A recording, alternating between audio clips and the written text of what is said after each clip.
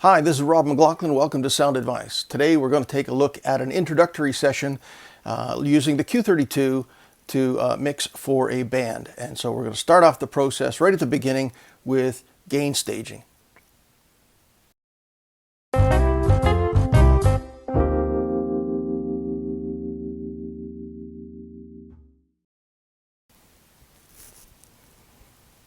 Okay, as we start the process today, let's talk about two documents that you're going to need to get this process going when you're doing front of house for a band. Two documents you'll need. Number one is a stage plot, and that should be provided by the band.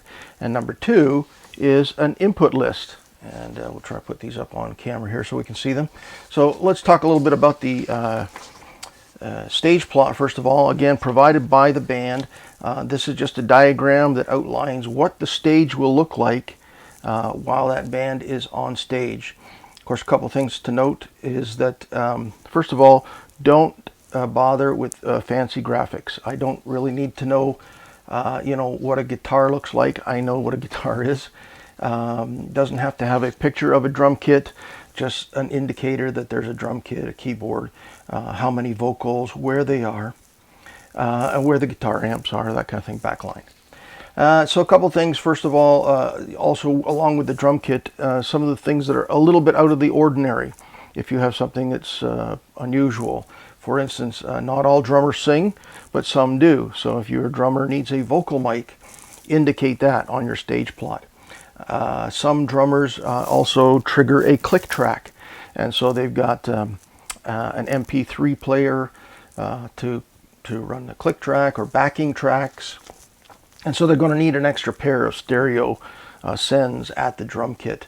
Those are the kind of things we need to know that they should show up on this stage plot. Of course, up in the top here, important information: the name of the band, the name of the contact person for the band in case there's any questions, and a phone number and an email to contact that person. Again, just so we can know. Sometimes we're doing festival type setups and we've got maybe 8 or 10 bands in the course of a day, and so this stage plot helps us to figure out what each band is going to look like. Second item then is the input list. The input list, this is something that you are going to prepare as a front of house engineer. You're going to decide where all of those different inputs appear on the Q32 in the mixer. Really, the band may list them all out where they typically plug in vocals, channels 1, 2, and 3. In my case, I like to start with the drum kit. Kick, snare, hi-hat, etc. 1, 2, 3.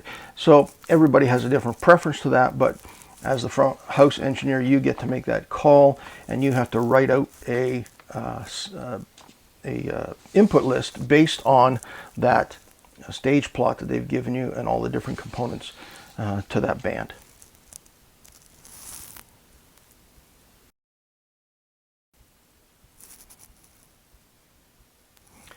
Okay, so I'm working offline today to sort of simulate this process of mixing for a live band. So a couple of things right off the top. First of all, I've got a multi-track recording on my USB key, and that's going to allow me to have all the different components of the band. Obviously, if I was doing this live and I have access to all the players on stage, I can ask for the drummer to play the kick drum, and then I can ask for them to play the snare, and etc., etc. I can ask for each vocal to try their vocal mic.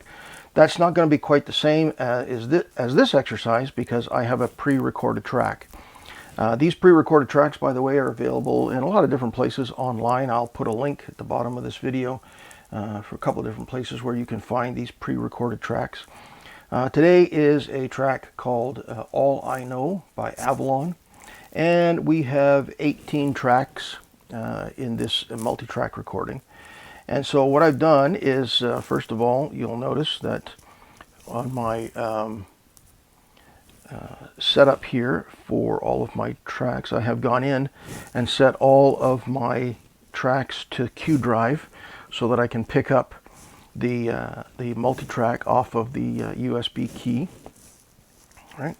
A couple of other things I've done for the setup, if I get out of here, is in the setup screen, I've gone to audio, and I can change PFL, the setting of my PFL. First of all, to additive. Additive means that as I hit the PFL button, that, let's see if I can see that here. If I hit the PFL button, there we go, that as I hit them, more than one will light up. Now I had a stereo pair there. But you'll see right now, additive is off. And so as I hit PFL, only one channel lights up individually, PFL. All right, if I turn additive on, then as I hit PFL, I'm adding. Now I can have all three of them on at the same time, or I can any combination, etc. But that's additive. Now, two different purposes. For me, I like to turn additive off so that I only have one PFL at a time. And when I select a PFL for a channel, I only get that one single channel. All right. The other thing that I'm going to do is I'm going to set follow PFL. So if I turn this on, turn it off, when I select the PFL, notice that this channel stays selected. If I change the PFL over here, this channel is still selected. Okay, that's because I set the follow to be off, PFL off. So I'm going to turn that on, and what that does is when I select the PFL, it also selects the channel. And in other words, the channel selection follows my PFL selection. So I don't have to do both, and it's going to follow me. And that's going to make life a little easier for doing gain staging, because I'm gain staging, I want to set each channel individually.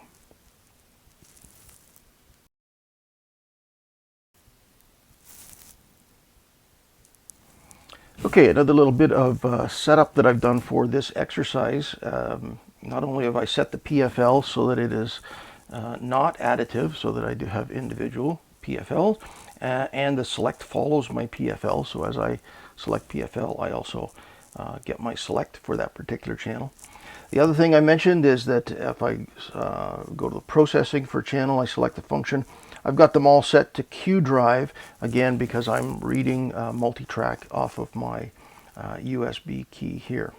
Also, too, what I did was I went into every channel, because I have 18 channels, and I have set all of the gain to 0. So let's get a little close up here. So I set all of the gain there to 0 on every single channel. If I go through all the channels, they're all going to come up at 0. And I've also flattened the parametric EQ on every channel.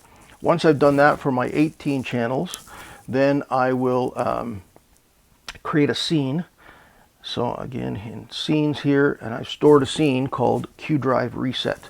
And so as I go through this process and I change it, and I want to try it again, I have a preset that automatically sets all the gains to 0, resets all the parametric EQs, and gets me back to that starting point, and also recalls the fact that they are the input for all the channels is set to a Q drive as well. So that's a handy place to start, and makes life a little bit easier.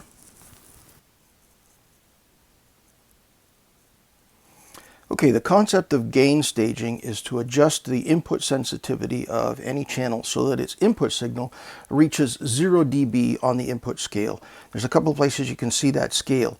Right next to the gain control on the screen, there is a gain indicator right beside it's actually in the gate section of the screen. There is an input indicator right below that. And the one I prefer is actually the LED version that's on the board itself. I just find they are far more accurate. They're much easier to see, and it just makes life a little bit easier. They also automatically come up when you PFL a channel. Now PFL is, we talked about selecting individual channels. When I PFL a channel, pre-fade listen, that's going to send that input signal to my meters, so I'll be able to see that in the actual meters.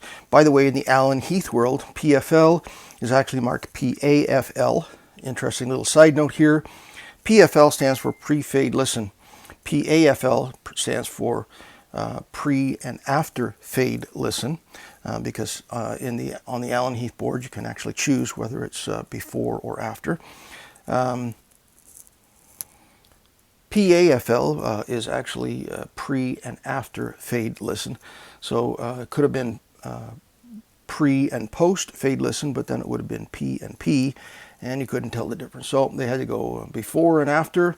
Well, it could have been BAFL, before and after fade listen, but everybody's used to pre-fade listen, so they went with pre and after.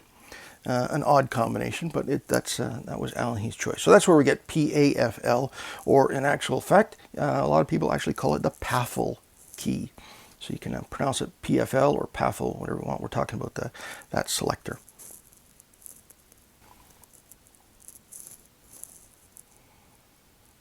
Okay, let's get the process rolling here. First of all, we're going to go to my home screen, and on the home screen I want my multi-track, so I can choose the multi-track that I've got available on my USB key here. I've already got it loaded up here.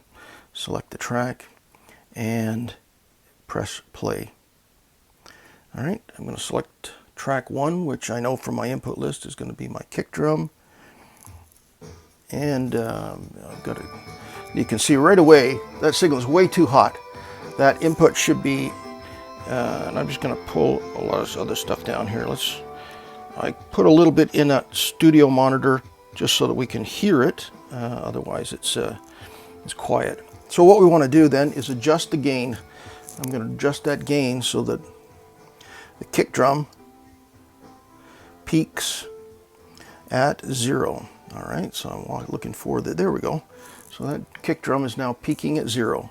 Every time it comes in, it's peaking at 0. So that's a good place for that gain to be set. All right, now I can simply move on to channel 2, hit the PFL for channel 2, and sure enough, you can see that signal is way too hot, okay, in the meters there. So we're going to dial it way down. Of course, I've dialed it down way too far now. It's not quite, it's only at about -6 there. So I'm going to bring it up a little bit and again get it to peak at about 0. So I'm looking here to get this snare drum to peak at about 0. All right. That looks about right. Moving along, channel 3 is my hi-hat, and again the hi-hat's a little heavy, so I'm going to dial that back, the gain back, and there is my hi-hat coming in at about 0 dB. Okay, peaking at 0. That's what I'm looking for, to peak at 0. All right, channel 4 is another drum input, and I'm going to dial that back. Again, getting it to sit at about 0. And if it goes a little bit over, maybe into the +3, it's not too bad, but I just want it to hit 0, and I'm fairly consistent there. All right, channel 6 is my bass guitar. Again, there's my bass guitar, it's really hot. And you can see what I'm doing here as I'm changing the gain. I'm changing it actually on the deck, but you can see it on the screen there as I'm changing the gain. And I'm watching this meter, and I'm bringing this to hit about 0, and there it is, peaking at 0. Okay, and that's good, and I'll keep going along here. Channel 7 is one of the electric guitars, and there you go, that's also a bit hot. Bring that back till it peaks at about 0. Still a little bit more. There we go. There we go. Oh, it's a little bit hot. And on to channel 8, another electric guitar. Well, there's nothing at there at the moment. So that's one of the downsides of doing this process. Let's just stop this track for a moment. Is normally, if I were doing this for a live band, I would be able to ask each musician, can you go ahead, play me a little guitar, or speak into that vocal mic. With a recording, I kind of have to take it as it is. But I can always just back it up and play it forward a little bit. All right, so that's the idea. I'm going to go through and do all the rest of the channels, and we'll fast forward through that, and then we'll come back.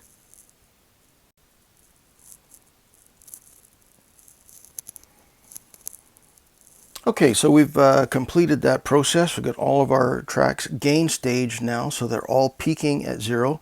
And I'll just play a little bit of this. I've got a little bit of level going into my studio monitor here, just so we can hear what's going on. And one of the things we can also do is to change and check the meters. I'll do this. We can see that all of those meters are coming up to about the 0 point as the track plays through. I haven't got anything that's jumping up to the top of the screen there. Everything is landing at about the 0 mark. Okay, that sounds good. That's a good start. Okay. Again, so why is it important to have proper gain staging and make sure that everything kind of lands at 0? Well, 0 is what is also referred to as unity, and the 0 on your meters, or that unity mark on your meters, suggests that you are neither taking anything away from that signal or you're not adding anything to that signal. So you have actually adjusted that signal, so it is basically just what is coming into that microphone or coming into that DI if it's an instrument output, etc. So it's very important to have proper gain staging. All of your signals should peak around that 0 mark. That's the best place to start. Remember, gain is not volume. Volume and gain are two different things. So if you have the gain set incorrectly to where the signal is very, very low, and you try to use volume to compensate for that, all you're going to end up with is a loud version of a thin, low intensity signal. Conversely, if you have your gain set way too high and you try to use the volume to bring that down, all you're going to end up with is a lower version of that very distorted signal. And of course, too much gain, a gain set too high, you're going to end up with distorted signals. All right, hopefully that clears up gain staging. Again, each channel individually, making sure that the input peaks around 0.